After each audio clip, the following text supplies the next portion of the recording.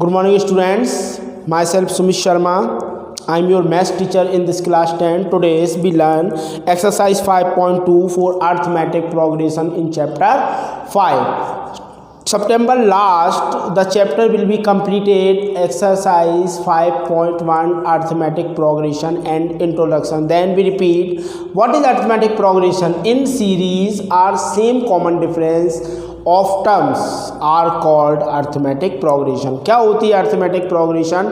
Arithmetic progression को हिंदी में बोलते हैं समांतर श्रेणी. समांतर श्रेणी क्या होती है? समान अंतर श्रेणी. श्रेणी मतलब कतार, श्रेणी मतलब लाइन, श्रेणी मतलब कोई भी सीरीज. जैसे हमने अभी दिवाली पे सीरीज लगाई है, उस पर सेम कॉमन डिफरेंस पे एक एक बल्ब लगा होता है, उसे हम क्या बोलते हैं?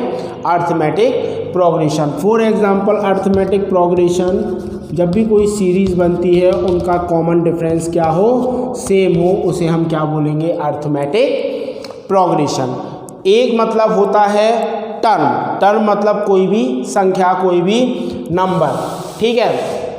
अर्थमेटिक प्रोग्रेशन में कॉमन डिफरेंस मतलब होता है दोनों टर्म के बीच का जो अंतर है वो हमेशा सेम आना चाहिए, चाहे तो वो फोर्थ और थर्ड हो, चाहे वो सेकंड थर्ड हो, चाहे वो 1/4 हो या फर्स्ट और फोर्थ. तो दो टर्म्स के बीच का कॉमन डिफरेंस हमेशा कैसा होना चाहिए?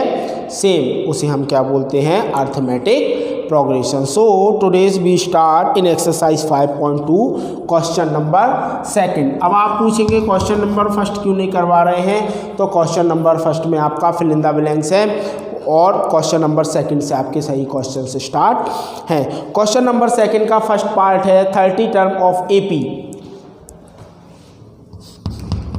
30 term of an AP. AP का मतलब होता है अर्थमेटिक प्रोग्रेशन. उसने क्या दे रखी है? AP 10, 7, 4 up to. इसका 30 टर्म क्या होगा?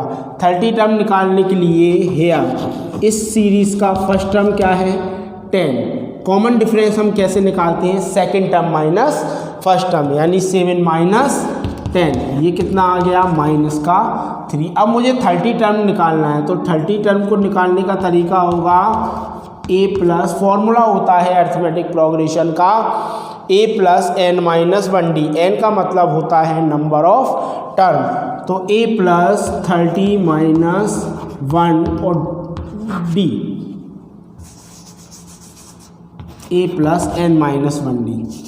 ये ए एन का किसी भी टर्म को निकालने का फॉर्मूला होता है. हमें कौन सा टर्म फाइंड करना है? 30. ए कितना है? 10 प्लस 30 माइनस 1. डी की जगह मैं कितना रखूँगा? माइनस का 3. तो ए 30 क्या हो जाएगा? 10 plus 29 into minus 3. Plus minus क्या हो जाएगा बेटा? माइनस 87. तो ए 30 हमारा कितना आ गया? माइनस का 77. माइनस का 77 क्यों आएगा? क्योंकि जो बड़ा नंबर होता है साइन भी उसी का आता है, यानी माइनस 77 इसका कौन सा ऑप्शन है? सी. सी इज द करेक्ट ऑप्शन. और इस तरह से हम कोई भी टर्म फाइंड कर सकते हैं. Clear it is. इसका जो सेकंड पार्ट है वो आपको मैं होमवर्क में दे रहा हूँ. सेकंड पार्ट उसको आप करके देखिएगा. किसी तरह का कोई डाउट आए तो आप मुझसे पूछ लीजिएगा. ठीक है. सेकंड पार्ट आपका बेटा होमवर्क है. अब बात करते हैं इसके क्वेश्चन नंबर 3 के फर्स्ट पार्ट की. क्वेश्चन नंबर 3 का फर्स्ट पार्ट क्या है? देखिए क्वेश्चन नंबर 3 का फर्स्ट पार्ट 2 ब्रैकेट 26, 2 बॉक्स 26. हम किसी एक नंबर को एक टर्म बोलते हैं. ये क्या है? A1, ये क्या है? A2, ये क्या है? A3. यानी कि A हमें कितना दिया है? A1 दिया है 2, A3 कितना दिया है? 26 और A2 हमें क्या करना है? फाइन. तो हम A3 को लेके चलेंगे. A3 क्या दिया है उसने हमें? 26. A3 को हम लिख सकते हैं A plus 2D equal to 26. A की जगह कितना रखेंगे हम? 2 plus 2d equal to 26। 2 side जाएगा माइनस का हो जाएगा, क्योंकि जब भी कोई नंबर एक साइड से दूसरी साइड जाता है उसका साइन चेंज हो जाता है। 2d इक्वल टू हो गया 24, देन d इक्वल टू क्या होगा 24/2, 2 बन जा 2, 2 2 जा 4, d कितना आ गया 12 आ गया। लेकिन हमें तो क्या चाहिए, d नहीं चाहिए, d मतलब कॉमन डिफरेंस, हमें क्या चाहिए a2। तो हम a2 निकालेंगे, a2 होता है a प्लस d, a कितना है 2, d कितना है 12, तो a2 कितना आ गया 40। That is the answer. Any doubt? अगर आपको किसी भी तरह का कोई डाउट है तो आप सॉल्व कर सकते हैं। इस तरह से हम किसी भी टर्म को फाइंड करेंगे। नेक्स्ट क्वेश्चन,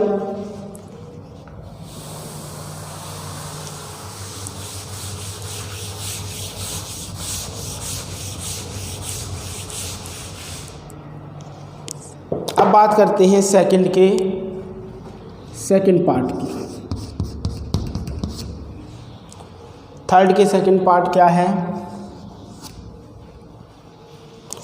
थर्ड का सेकंड पार्ट है आपका बॉक्स 13 बॉक्स 3, बॉक्स 13 बॉक्स 3, यानी ये A1, ये A2, ये A3, ये A4। मैं आपको समझाने के लिए शॉर्ट में लिख देता हूँ A3, ये A4। ये कौन सा टर्म है? फर्स्ट टर्म, जो कि उसने हमें दिया नहीं है। A2 उसने हमें कितना दे रखा है 13, और A4 उसने हमें कितना दे रखा है 3।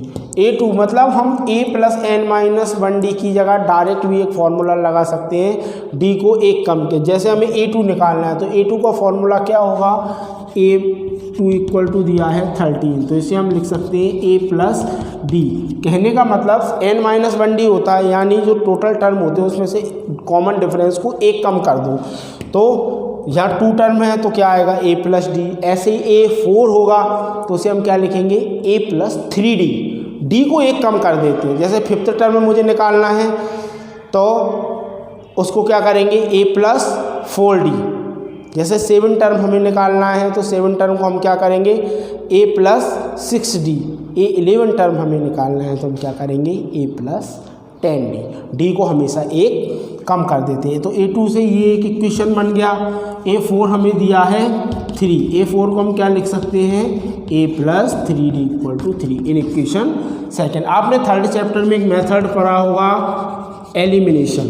तो फर्स्ट और सेकंड इक्वेशन को हम कैसे सॉल्व करेंगे, एलिमिनेशन से।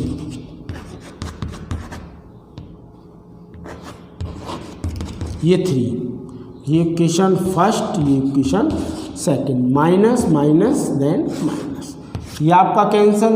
-2d इक्वल टू आ गया 10, तो d कितना आ जाएगा 10/-2, यानी d की वैल्यू हमारी क्या आ जाएगी -5। अब हम क्या करेंगे, d की वैल्यू को इक्वेशन फर्स्ट में रख देंगे, जिससे हमारा क्या निकल आएगा a1। फिर इसी तरीके से हम क्या निकालेंगे a3। Putting the value of a in equation first, putting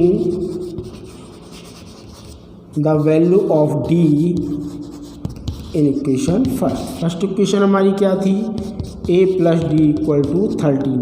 d हमारा कितना आया है -5 is equal to 13, plus minus minus, minus का 5 बेटा जब इधर जाएगा तो काय का हो जाएगा, वो प्लस का हो जाएगा। a इक्वल टू 13 प्लस 5, यानी a हमारा कितना आ गया 18। a1 हमारा आ गया 18, ये है 13। अब हमें क्या निकालना है a3। अब हमारे पास a भी है और हमारे पास d भी है, तो हम उसे कैसे निकालेंगे देखो। a3 को हम क्या लिख सकते हैं, d को एक कम कर देंगे, a प्लस 2d। a हमारा आया है 18 प्लस 2 इंटू -5, क्योंकि d की वैल्यू क्या है -5, प्लस माइनस माइनस, यानी a की वैल्यू कितनी आ गई 8, यानी थर्ड टर्म हमारा क्या होगा a8। Any doubt student? इस तरीके से हम जो बॉक्सेस के मिसिंग नंबर से, मिसिंग टर्म से, इस तरीके से हम उनको फाइंड कर सकते हैं। इसके जो क्वेश्चन नंबर सेकंड का जो थर्ड पार्ट है, फोर्थ पार्ट है, इनको मैं आपको होमवर्क में दे रहा हूँ, जिनको आप मुझे ग्रुप में सबमिट करेंगे। क्वेश्चन नंबर थर्ड का third part, fourth part and fifth part, ये तीनों पार्ट्स आपके होमवर्क में हैं। इन तीनों पार्ट्स को आपको सॉल्व करना है। अगर फर्स्ट टर्म और कॉमन डिफरेंस नहीं दे रहा तो आप एलिमिनेशन से सॉल्व करेंगे। फर्स्ट टर्म दे रखा है तो आप किसी भी एक पर्टिकुलर बड़े टर्म को लेके आप उसको सॉल्व कर सकते हैं। आज की क्लास हम यहीं ख़त्म करते हैं। Have a good day, bye bye.